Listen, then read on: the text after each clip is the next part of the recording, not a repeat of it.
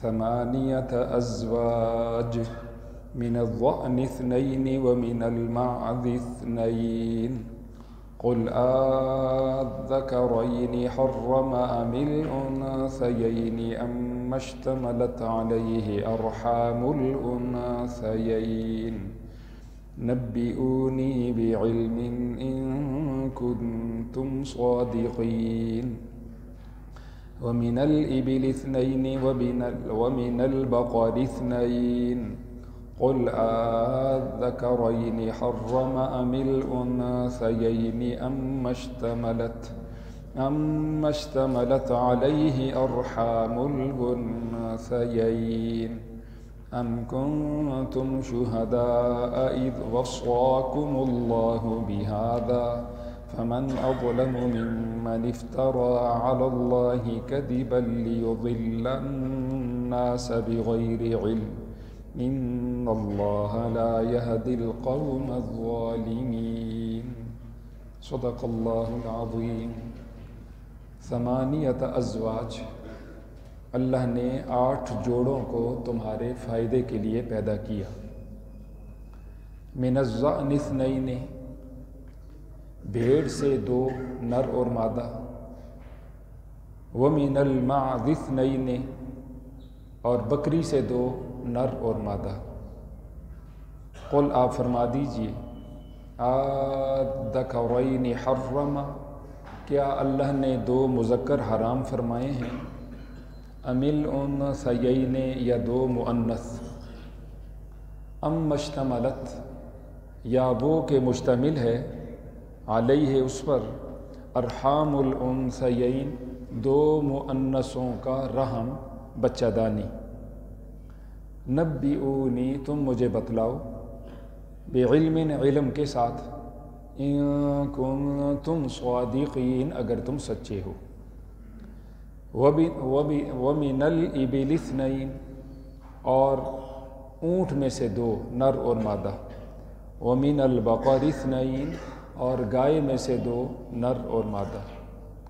قل آپ فرما دیجئے آذکرین حرم، کیا اللہ نے 2 نر حرام قرار دیے ہیں، ام الانثیین، یا 2 مادائیں، ام اشتملت علیہ، یا وہ کہ مشتمل ہے اس پر، ارحام الانثیین، 2 ماداؤں کی بچہ دانی، رحم۔ ام کنتم شہداء، کیا تم حاضر تھے، اذ وصاکم اللہ، جب اللہ نے تمہیں وصیت کی، بہذا، اس حکم کی۔ فمن اظلم، پس کون بڑا ظالم ہے، ممن افترى، اس شخص سے جو باندھے، علی اللہ، اللہ پر، کذبا، جھوٹ، لیضل الناس، تاکہ وہ لوگوں کو گمراہ کرے، بغیر علم، بغیر علم کے۔ ان اللہ، بے شک اللہ، لا یہدی، وہ رہنمائی نہیں کرتا، القوم الظالمین، اس قوم کی جو ظلم کرنے والے ہیں۔ یہ آج کے درس کی 2 آیات کریمہ ہیں۔ اس سے پہلے والی آیات کریمہ میں مشرکین کے شرک کی مذمت کا بیان تھا، اور خصوصاً یہ کہ انہوں نے اپنے گمان، اپنے ظان کے مطابق بعض چیزوں کو اپنے لیے حلال اور بعض چیزوں کو اپنے لیے حرام قرار دے دی۔ فلاں فلاں جانور ہمارے لیے حلال ہیں، فلاں فلاں حرام ہے، فلاں فلاں جاندار، ان کا دودھ ہمارے لیے حلال ہے، بعضوں کا حرام ہے، فلاں فلاں جاندار مردوں کے لیے حلال ہیں اور عورتوں کے لیے حرام ہے۔ اس طرح کی بہت ساری باتیں پچھلے درسوں میں ہم نے تفصیل کے ساتھ پڑھی۔ آج کی درس کی آیات کریمہ میں اللہ تعالیٰ جل شانہ نے عام مویشیوں میں سے 4 جنسوں کو اور انہی کے 8 جوڑوں کو بیان فرمایا کہ یہ 4 قسم کی جنسیں ہیں اور یہ 8 جوڑے ہیں، اللہ تعالیٰ جل شانہ نے تمہارے لیے حلال فرمائے۔ بکرا اور بکری، اور بھیڑ اور چھترا، اور اونٹ اور اونٹنی، اور گائے اور بیل، یہ 8، یہ جوڑا جوڑا اللہ تعالیٰ جل شانہ نے تمہارے لیے حلال فرمائے۔ پھر اسی طرح وہ جاندار جن میں یہ والی خوبیاں پائی جاتی ہیں، مثلا یہ خوبیاں چھوٹے جانوروں میں، ہرن میں پائی جاتی ہیں، وہ بھی حلال ہے۔ بڑے جانوروں میں جس طرح نیل گائے ہے، اس میں یہ پائی جاتی ہیں، وہ بھی یہ حلال ہے۔ تو اس انداز سے اللہ تعالیٰ جل شانہ نے فرمایا یہ جوڑے اللہ تعالیٰ جل شانہ نے تمہارے لیے حلال فرمایا، تم یہ بتاؤ علم کے ساتھ، کیا اللہ نے 2 نر حرام فرمائے ہیں، 2 مادائیں حرام فرمائی ہیں، یا نر اور مادہ وہ تو حلال تھے، آگے ان کی جو نسل آئی ہے وہ حرام؟ یہ کیسے ہو سکتا ہے؟ یا تو نر مادہ دونوں وہ اپنی ذات کے اعتبار سے حرام تھے تو ٹھیک ہے ان کی نسل بھی حرام ہوگی، جس طرح خنزیر وغیرہ یا باقی چیزیں۔ اگر اس کے ماں باپ حلال تھے تو اس کی آگے نسل کیسے حرام ہو سکتی ہے؟ اس کے پیٹ کے اندر جو بچہ ہے وہ کیسے حلال ہو سکتا ہے، وہ کیسے حرام ہو سکتا ہے؟ پھر اسی طرح پھر یہ کون سا دین ہے، کون سا علم ہے کہ کچھ چیزیں مردوں کے لیے تو حلال ہو جائیں کھانے کی اور وہ چیزیں عورتوں کے لیے حرام ہو جائیں؟ یہ عجیب سی منطق ہے، عجیب سی صورتحال۔ اللہ تعالیٰ جل شانہ نے ان آیات کریمہ میں اس کی مذمت کو ان الفاظ کے ساتھ بیان فرمایا، 8 ازواج، اللہ نے 8 جوڑوں کو تمہارے لیے حلال فرمایا ہے، اور تمہارے لیے اللہ تعالیٰ جل شانہ نے ان چیزوں کو فائدے کی بنایا ہے۔ من الضأن 2، بھیڑ میں سے 2، ومن المعز 2، اور بکری میں سے 2، نر اور مادہ۔ قل آپ فرما دیجئے الذکرین حرم، کیا اللہ نے مذکروں کو حرام فرمایا، نر اللہ نے حرام فرمائے، ام الانثیین، یا مادہ اللہ نے حرام فرمائی ہے؟ یا تیسری شکل یہ ہے ام اشتملت علیہ ارحام الانثیین، وہ نر اور مادہ تو حرام نہ تھے لیکن آگے جو نسل ہے جو مادہ کے پیٹوں کے اندر ہے وہ حرام ہے۔ ان تینوں شکلوں میں سے کون سی بات ہے؟ تم مجھے بتاؤ، نبئونی، مجھے آگاہ کرو، بعلم، علم کے ساتھ۔ اس علم سے مراد وہ علم ہے جو آسمانی علم، تمہارے پاس کسی نبی کی بات ہو، کوئی آسمانی بات ہو، کتاب کی بات ہو، دلیل تمہارے پاس موجود ہے، لے آؤ، ان کنتم صادقین، اگر تم سچے ہو۔ ومن الابل 2، اور اونٹوں میں سے 2 نر اور مادہ، ومن البقر 2، اور گائے میں سے 2 نر اور مادہ، یعنی بیل اور گائے۔ قل الذکرین، کیا اللہ نے مذکر حرم، حرام قرار دیے، ام الانثیین، یا مادائیں یعنی مؤنث، ام اشتملت، یا وہ کہ جن پر مشتمل ہے، علیہ ارحام الانثیین، 2 ماداؤں کے رحم اور بچہ دانی اور پیٹ۔ تو تمہارے پاس تو علم ہے نہیں، یا پھر یہ ہے کہ جس وقت اللہ نے ان چیزوں کو حرام فرمایا تم موجود تھے، فرمایا ام کنتم شہداء، کیا تم موجود تھے؟ اذ وصاکم اللہ بہذا، جب اللہ نے ان باتوں کا تاکیدی حکم دیا، کسی نبی کو دیا، کسی کتاب میں آیا اور تم وہاں موجود تھے، حاضر تھے۔ یقیناً ان باتوں میں سے نہ تمہارے پاس کوئی علمی دلیل ہے، نہ تم موجود تھے، تو سیدھی سیدھی بات ہے، یہ 100% من گھڑت باتیں ہیں۔ فرمایا فمن اظلم، اس سے بڑا ظالم کون ہوگا، ممن افتری علی اللہ کذبا، جو اللہ پر جھوٹ باندھے۔ یہ سب جھوٹ ہے، من گھڑت باتیں ہیں، اور اپنی باتیں تم نے اللہ کی طرف منسوخ کر کے کہا اللہ نے حکم دیا اور یہ ملت ابراہیمی ہے۔ یقیناً نہ یہ ملت ابراہیمی ہے، نہ نبیوں کی تعلیم ہے، نہ کتابوں کی بات ہے، یہ 100% جھوٹ ہے، اور ایسا شخص سب سے بڑا ظالم ہے۔ اور یہ سب اس لیے ہو رہا ہے لیضل الناس، تاکہ وہ گمراہ کرے لوگوں کو، بغیر علم، بغیر علم کے، بغیر سمجھ کے۔ ان اللہ لا یہدی القوم الظالمین، ایسے لوگ ظالم ہیں، اللہ تعالیٰ جل شانہ ظالموں کو ہدایت نہیں دیتے۔ یہ تو مختصر ہم نے تفسیر و مختصر ترجمہ ہم نے پڑھ لی۔ کسی چیز کے حلال یا حرام کرنے کا پورا اختیار ہے ایک اللہ کے پاس، یہ ہمارا ایمان ہے۔ حتیٰ کہ حضرت محمد مصطفیٰ احمد مجتبیٰ صلی اللہ علیہ وسلم بھی اللہ کے حکم کا انتظار کرتے۔ بعض اوقات پوچھا گیا یا رسول اللہ صلی اللہ علیہ وآلہ وسلم، اس مسئلے کے بارے میں آپ کیا ارشاد فرماتے ہیں، یہ حلال ہے یا حرام ہے؟ حضور خاموش ہو گئے، حتیٰ کہ وہی آئی تو حضور نے جواب دے دیا، ما ینطق عن الہویٰ ان ہوا الا وحی یوحیٰ۔ پیغمبر صلی اللہ علیہ وسلم اپنی خواہش سے کوئی بات نہیں کرتے، ان پر جو وحی آتی ہے حضور اکرم صلی اللہ علیہ وآلہ وسلم وحی کے ذریعے سے بات فرماتے ہیں۔ 2 شکلیں ہیں کسی چیز کو حرام کرنے کی، ایک ہے عقیدے کے اعتبار سے کسی چیز کو عقیدتاً کہنا یہ حلال ہے اور یہ حرام ہے، وہ ہم تب کہہ سکتے ہیں اللہ نے حلال فرمایا، ہم بھی کہیں گے حلال ہے۔ اللہ کے رسول نے حرام فرما دیا، ہم کہیں گے یہ حرام ہے۔ مثلا یہ 8 جوڑے ہمارے لیے حلال ہیں، یہ ہمارا عقیدہ ہے۔ اس ترتیب پہ جو نہیں آتے یا اس صفتوں پہ جو جانور نہیں آتے، مثلا چیتا ہے، بھیڑیا ہے، شیر ہے، لومبڑی ہے، کتا ہے، بلّا، اس طرح کے جتنے جاندار، میرا آپ کا یہ عقیدہ ہے وہ حرام ہے۔ اگر وہ حرام، ان کا گوشت حرام ہے تو ان کا پسینہ بھی حرام ہے اور ناپاک ہے۔ یہ ساری امت کا اجماع ہے۔ ایک آدمی کہتا ہے نہیں، یہ جو 8 جانور ہیں، میرا یہ عقیدہ ہے کہ یہ حرام ہے، اور میرا یہ عقیدہ ہے کہ جو شریعت نے، اللہ کے رسول صلی اللہ علیہ وآلہ وسلم نے جن چیزوں کو حرام فرمایا، میرا یہ عقیدہ ہے وہ حلال ہے۔ میں شیر کو حلال سمجھتا ہوں، میرا یہ عقیدہ ہے۔ میں بیڑیے کو حلال سمجھتا ہوں، یہ میرا عقیدہ ہے۔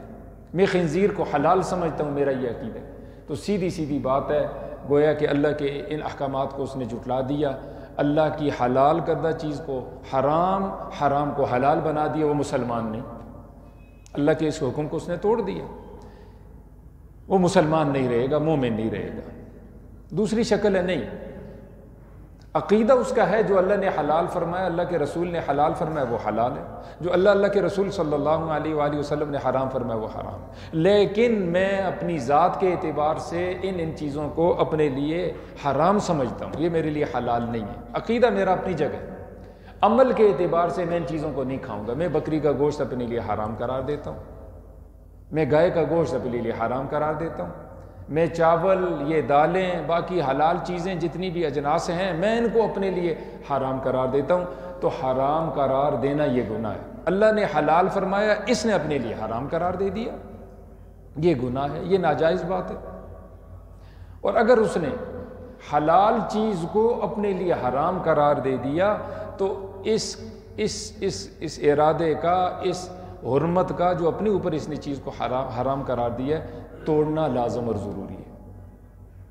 یہاں تک کہ سورہ تحریم پڑھی ہے، حرم یحرم، تحریم کا مطلب ہی یہ کسی چیز کو حرام قرار دینا۔ حضور اکرم صلی اللہ علیہ وسلم کی ازواج میں سے بعض ازواج نے حضور سے کہا، اے اللہ کے رسول صلی اللہ علیہ وآلہ وسلم، آپ کے منہ سے مغافیر کی بو آتی ہے۔ مغافیر ایک طرح کی گوند ہے، اور وہ اگر بندہ کھا لے تو اس کی وجہ سے منہ سے ایک بو آتی ہے۔ حضور کو بو سے سخت نفرت تھی۔ حضور نے سوچا کہ میں نے کیا کھایا، تو پھر خیال آیا میں تو حضرت زینب جو ہے میری زوجہ، ان کے گھر میں نے شہد کھایا ہے، ہو سکتا ہے شہد کی مکھی وہ مغافیر کے گوند پہ بیٹھی ہو، اس سے کچھ رس حاصل کیا ہو، اس کی وجہ سے شہد کے اندر بو پیدا ہوگی۔ وہ شہد میں نے کھایا اور اس کی وجہ سے میرے منہ سے بو آئی۔ حضور نے قسم اٹھا لی، صحیح روایات میں آتی، آئندہ میں شہد استعمال نہیں کروں گا، شہد میرے لیے حرام ہے۔ یہ آپ نے نیت کر لی، ارادہ کر لیا، اور اس کا اظہار ان 2 بیویوں کے سامنے بھی کیا۔ اللہ نے قرآن پاک کی آیات کریمہ سورہ تحریم 28ویں پارے کی سب سے آخری سورہ مبارکہ ارشاد ہے، شروع یہیں سے ہوتا ہے، یا ایھا النبی، اے نبی جی، لما تحرم ما احل اللہ لک، کیوں آپ نے حرام قرار دی اس چیز کو جس چیز کو اللہ نے آپ کے لیے حلال فرمایا۔ تبتغی مرضات ازواجک واللہ غفور الرحیم۔ آپ نے بیویوں کے کہنے کی وجہ سے شہد کو حرام قرار دے دیا، آپ ایسا نہ کیجئے، یہ غلطی ہے، واللہ غفور الرحیم۔ دوسری آیت کریمہ میں فرمایا، قد فرض اللہ لکم تحلۃ ایمانکم، اللہ نے آپ کے لیے فرض فرمایا آپ اس طرح کی قسم کو توڑیں۔ یہ میرے آپ کے لیے بھی حکم ہے۔ اس طرح کی اگر ہم قسم اٹھا لیں گے تو پھر وہ قسم، اس کا توڑنا لازم ہے، ضروری ہے۔ واللہ مولاکم وہو العلیم الحکیم، اور اللہ تمہارا مولا ہے، وہ سب کچھ جانتا ہے، وہ حکمتوں کا مالک ہے۔ جب حضور سے کہا گیا شہد حلال ہے، آپ اس کو اپنے لیے حرام نہ فرمائیں بلکہ اس قسم کو توڑ کے آپ شہد کو استعمال فرمائیں، میرے آپ کے لیے بھی قطعاً جائز نہیں ہے اللہ کی حلال کردہ اشیاء میں سے کسی شے کو ہم اپنے لیے حرام قرار دے دیں، یا حرام کردہ چیزوں میں سے کسی شے کو اپنے لیے حلال قرار دیں۔ حضور نے امت کو تعلیم دی ہے، من حلف علی یمین فرأى غیرہا خیرا منہا فلیکفر عن یمینہ ولیأت باللتی هو خیر۔ کوئی قسم اٹھا لے کہ جی فلاں کام میں نہیں کروں گا یا کروں گا، وہ کرنے کا تھا، اس نے کہا نہیں کروں گا، وہ نہ کرنے کا تھا، اس نے کہا کروں گا۔ حضور نے فرمایا اس کو چاہیے اپنی قسم کو توڑے اور اپنی قسم کا کفارہ ادا کرے۔ قسم کو توڑنے کے بعد کیا کرے جی؟ قسم کا کفارہ ادا۔ قسم اٹھا لی اللہ کی قسم بکری کا گوشت ساری زندگی نہیں کھاؤں گا، اس کو چاہیے بکری کا گوشت کھائے، اپنی قسم کا کفارہ ادا کرے۔ اللہ کی قسم ساری زندگی نماز نہیں پڑھوں گا، چاہیے قسم کو توڑے، نماز پڑھے، قسم کا کفارہ ادا نہ کرے، قسم کا کفارہ ادا کرے۔ اللہ کی قسم ساری زندگی فلاں شخص سے بات نہیں کروں گا، مسلمان کا چھوڑنا یہ قطعاً جائز نہیں، اس سے ناراض رہنا قطعاً جائز، اس کو چاہیے اس سے بات چیت کرے، راضی نامہ کرے اور اپنی قسم کا کفارہ ادا کرے۔ یہ حلال کردہ چیزوں میں سوائے بیوی کے، اگر بیوی کو اپنے اوپر حرام قرار دے دیا تو بیوی کو اپنے اوپر حرام قرار دینا یہ طلاق ہے، اور یہ طلاق کنایہ ہے، اس کو طلاق بائن کہا جاتا ہے۔ تو اس بائن طلاق کی وجہ سے اس کی بیوی اس سے جدا ہو جائے گی، یعنی نکاح ٹوٹ جائے گا۔ لہٰذا یہ غلطی کبھی بھی نہ کرنی چاہیے، دوستوں میں، احباب میں، غصے کی وجہ سے، بعض اوقات نادانی کی وجہ سے اس طرح کی فوراً سے بات کہہ دی جاتی ہے، میں اللہ کی قسم اٹھاتا ہوں میری بیوی مجھ پر حرام ہے، پھر بعد میں کہتے ہیں نا جی بس میں نے وہ بات واپس لے لی ہے۔ بھائی بات واپس کیسے ہو سکتی ہے؟ آپ نے جو بات کہہ دی، اب گولی لگ گئی دوسرے آدمی کو، دوسرے کا نقصان ہو گیا، اس کا جرمانہ تو بھرنا پڑے گا آپ کو، آپ کی غلطی کی وجہ سے دوسرے کا نقصان ہوئے، تاوان بھرنا پڑے گا۔ آپ بے شک رجوع کریں، آپ کے رجوع سے رجوع نہ ہوگا۔